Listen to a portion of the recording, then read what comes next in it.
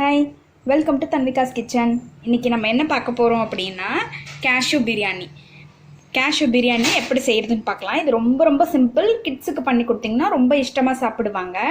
பார்த்திங்கன்னா ஒரே ஒரு ஆனியன், மீடியம் சைஸ் ஆனியன் ஒன்று கட் பண்ணியிருக்கேன். ஒரு மீடியம் சைஸ் தக்காளி, ஒரு பச்சை மிளகா, ஒரு அரை டீஸ்பூன் இஞ்சி பூண்டு பேஸ்ட்டு, வெறும் ஒரே ஒரு பட்டை இலை, கொஞ்சம் புதினாவும் கொத்தமல்லி வேணுன்னா போடலாம், இல்லைன்னா விட்டுடலாம்.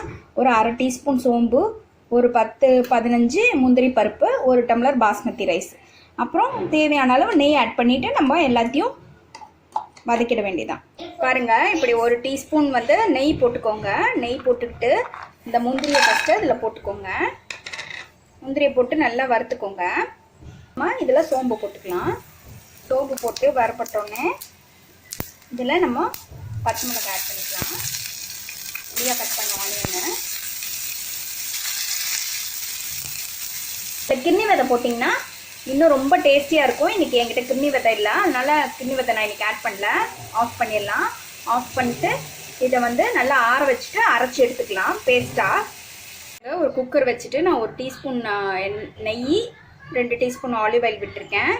விட்டுட்டு பிறகு நான் இதில் வெறும் பிரிஞ்சி இலை மட்டும்தான் போடணும். வேறு எதுவும் இஞ்சி பூண்டு வதங்கினோடனே நம்ம அரைச்சி வச்சுருக்கேன். அந்த பேஸ்ட்டை போட்டுக்கோங்க. பேஸ்ட்டை போட்டு பாருங்க, நல்லா ஆட் பண்ணியாச்சு. நல்லா ஒரு கிண்டி விட்டு விசில் போட்டு மூடி விட்டுற வேண்டியதான்.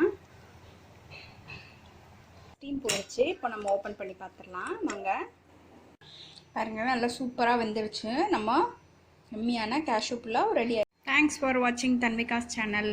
இந்த மாதிரி ஒரு வாட்டி செஞ்சு பாருங்கள்.